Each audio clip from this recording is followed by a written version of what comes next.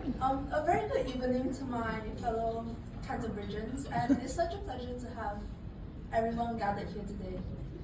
And also a very warm welcome from those from the other side, ladies and gentlemen, and everyone else present. So, in honor of the name of this ball, the Oxbridge Boat Race Ball, I would first like to congratulate Cambridge on winning this year's race in both categories. Though I will be honest, I wasn't watching the races because I find it more thrilling when it's a close competition. Yeah. So perhaps the Oxford team, the Oxford boat team this year, they took too many pointers from their fellow alumni Oxonian, but fictional, Captain Hook, who I recently discovered was Oxonian indeed. So I think it's safe to say that only in Neverland would Oxford win a future boat race against us. I do commend them, however, on winning the 2022 men's boat race, which is the only one you guys have won for the past half a decade, by the way. It's a shame for us to not fully dominate, but in the name of good sportsmanship and keeping up some resemblance of rivalry, we will provide you a victory once every half a decade to just keep up the appearances of Oxford. Maybe breaking Oxford's losing streak is what Oxonian and Rishi Sunak really meant by stop small boats.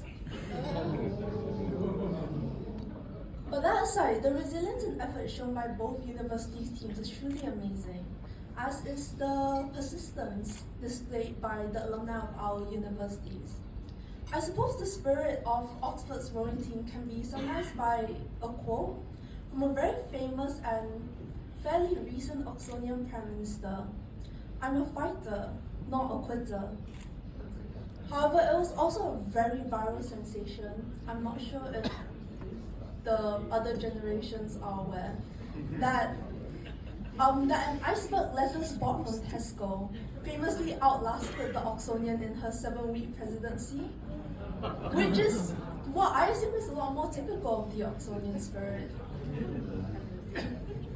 It's alright though, because surely she displayed the true value of being Oxonian elsewhere.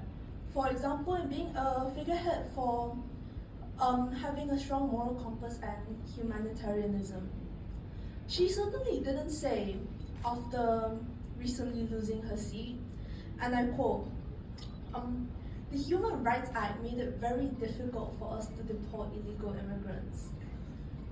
And I am just an engineer, so I'm essentially politically blind compared to a lot of people in this room, but blaming the Human Rights Act for your inability to deliver does sound like a special kind of bravery that I only assume comes from Oxford. That is, however, in the past, because we have since had Rishi Sunak, who decided to cleverly demonstrate Oxford's traditional antiquity with his very skilled use of video transitions and by apparently not knowing how to use a contactless card correctly on camera recently. So it probably would have been more elegant to show that Oxford loves hanging on to past glory, much like the UK itself, by wearing his Oxford gown to all his campaigns instead. Because I recently discovered that Oxonians still have the tradition that you guys wear your gowns into your examinations, which I assume is just because of a lack of heating and insulation, because you guys aren't quite modern. Jokes aside, this Oxford partnership is really something unique. I'm really glad to be a part of it. And as the saying goes, rivalry breeds excellence. Hence, I must also be very grateful to our fellow Oxonians for their relentless efforts in trying to give Canterburyans something to strive against. Like yin and yang, the more Canterburyans contribute to advancements in science and medicine, the more Oxonians have to economically destroy countries to restore balance. It is, however, beautiful to see that our universities do indeed come together sometimes, particularly when it comes to beating down other universities. As some are aware, a random unheard university in London called Imperial College has recently overtaken Oxbridge to take the number 2 spot in the QS rankings. And unfortunate as that is, I think everyone in this room at least can agree that we still don't see the charm in studying in those stuffy, maybe smelly, office building looking lectures and not having gorgeous candlelit formals like once a week.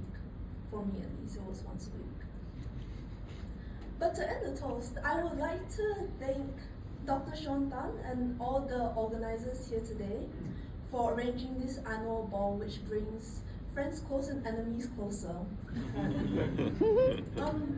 I'd also like to acknowledge some of my seniors in this room, like Dr. Elizabeth Lee, who's helped me and many others in our journeys, and my Sunway seniors, my Sunway engineering seniors, who have also advised me very closely. And also Miss Emma, who I'm not personally close to, but she has helped so many of us so much. Yeah. I would also like to thank my HUMAS family who are here today at the back. Thank you for not volunteering to do this toast for me. Though 4 out of 5 of us are engineers, so it had to be one of us, I guess. And I'm pleased to finally meet my Oxford University Malaysian Club counterparts at the back, who are very surprisingly equal to us in numbers tonight. This usually doesn't happen. So here's to another year of realizing that Oxonians chose wrong.